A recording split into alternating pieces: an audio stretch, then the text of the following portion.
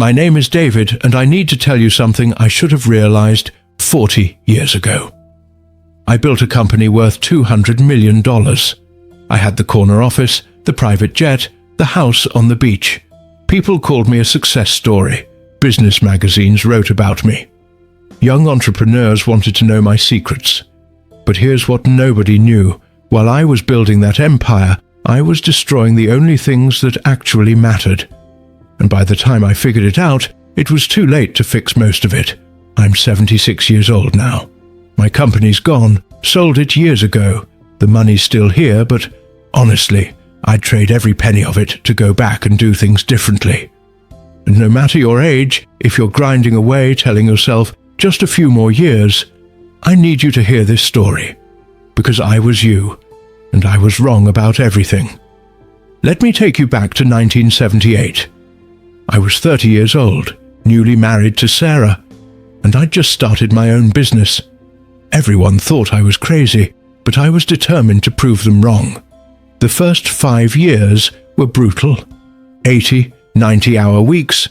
I missed dinners, birthdays, anniversaries. But Sarah understood, or at least that's what I told myself. She'd say, "It's okay, we're building our future." And I believed her. I genuinely believed that once we made it, everything would be better. We'd have time then. That's the lie I told myself for 20 years. In 1983, our daughter Emma was born. I was in a board meeting when Sarah went into labor. I got there eventually, but I missed the birth. I told myself I'd be there for all the important moments, except I wasn't. I missed her first steps, her first day of school, her soccer games, her graduation. I have this memory that haunts me. Emma was about 7. She came into my office with a drawing she'd made of our family. She was so excited, but I was on a conference call. I held up one finger. Just a minute. She stood there for maybe 30 seconds, then walked away. Years later, I found that drawing. She'd written at the bottom, "I love you, Daddy, even though you're always busy." She was 7 years old. By the time I found it, it was too late to fix it. By 1995, we'd made it. The company was worth $50 million. We moved into a mansion. We took a vacation to Hawaii, our first real vacation in 12 years. I thought, see, it was all worth it. But something had shifted. Sarah had built a life without me. She had her friends, her charity work. Emma was 13 and barely spoke to me. I'd become a stranger in my own home. I told myself it was just a phase. Once Emma went to college, we'd reconnect. That magic then I kept waiting for. In 2001, Emma went to college, Stanford. I was so proud. But when we dropped her off, she hugged Sarah for 5 minutes. She hugged me for 5 seconds, mechanical, obligatory. That same year, Sarah asked for a divorce. 23 years of marriage, and she was done waiting. She'd been alone in our marriage for 2 decades. I'd been married to my company, not to her. I couldn't even argue. She was right. After the divorce, I threw myself into work harder. The company grew to $200 million. I was on the cover of Forbes. People asked me how I did it. I never told them the truth that I did it by sacrificing everything that mattered. In 2009, I had a heart attack. I was 61 years old. I was in my office, working late as always, when my chest started hurting. I drove myself to the hospital. There was nobody to call. Sarah had remarried. Emma lived in New York. My assistant found out the next day when I didn't show up for a meeting. Lying in that hospital bed hooked up to machines, I had this moment of absolute clarity. What was it all for? I'd built this massive company, but who was I building it for? Not for Sarah. She was gone. Not for Emma. She'd learned to live without me. For myself? For my ego? For some imaginary finish line that kept moving further away. I sold the company in 2012, got a huge payout, and then I had to figure out what that life was supposed to look like. 64 years old with more money than I could spend, and nobody to spend it with. I tried to reconnect with Emma, called her every week, flew to New York, But here's the thing about time, you can't make it up. You can't go back and attend those soccer games. Once that time is gone, it's gone forever. Emma's civil to me now, we have lunch sometimes, we talk on the phone, but we don't have what other fathers and daughters have. We don't have inside jokes or shared memories. We're cordial, pleasant, but we're not close. And that's on me. She got married 3 years ago. She asked me to walk her down the aisle, and I did.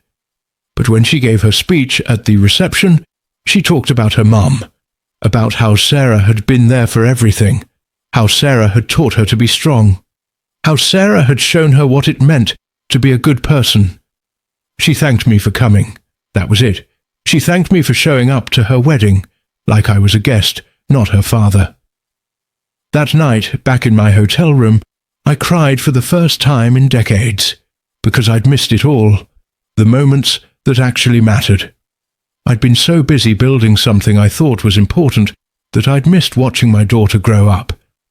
I'd missed being part of her life, and now I'm this elderly man she tolerates because I'm her father, not because she actually wants me in her life. Here's what took me 60 years to learn. Success means nothing if you're alone. Money means nothing if you have nobody to share it with. Achievements mean nothing if the people you love don't care. I see young men today making the same mistakes I made. I see them working 70, 80-hour weeks. I see them missing dinners with their kids because they have to finish one more report. I see them prioritizing their careers over their marriages. And they all say the same thing I said, just a few more years, once I make partner, once I hit this number, once I achieve this goal, then I'll focus on family. But it never happens, because there's always another goal, always another promotion, always another deal. The finish line keeps moving, and meanwhile, your kids grow up, your marriage falls apart, and you wake up one day as an old man with a bank account full of money and a heart full of regrets. If I could go back and talk to my 30-year-old self, here's what I'd say. Your company will survive if you leave at 5 o'clock. That meeting can wait until Monday. That email can be answered tomorrow. But your daughter's childhood won't wait. Her soccer game is today. Her school play is tonight. And once those moments pass, they're gone forever. Work will always be there. There will always be another deal, another project, another crisis that feels urgent. But your kids won't always be kids. Your wife won't always wait. Your parents won't always be here. The people you love, they're on a timer, and you don't know when that timer runs out. I've got more money than I'll ever need.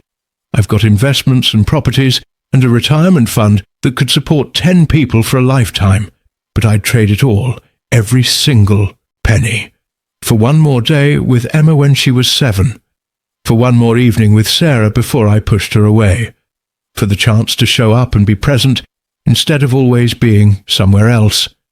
You know what's funny? Nobody at my company remembers me. I sold it, and they brought in new management, and within 2 years it was like I'd never existed. The deals I worked so hard on, nobody cares anymore. The achievements I thought were so important, they're footnotes in old business journals that nobody reads. But Emma remembers. She remembers every time I wasn't there, every missed birthday, every broken promise, every time I chose work over her. Those memories, they're permanent. They shaped who she is. They defined our relationship, and I can't undo any of it. I'm 76 years old now. I live alone in a condo by the beach. I've got more time than I know what to do with. I read, I travel, I volunteer. But mostly, I think about what could have been. I think about the life I could have had if I'd just understood that success isn't measured in dollars or deals or square footage. Success is measured in relationships, in presence, in love. So if you're watching this and you're working late again tonight, I need you to stop. I need you to close your laptop. I need you to go home, be with your family, have dinner with your kids, watch that show with your spouse. Be present. Be there. Because I promise you, 20 years from now, you won't remember what that report said, but you'll remember whether you were there for the moments that mattered.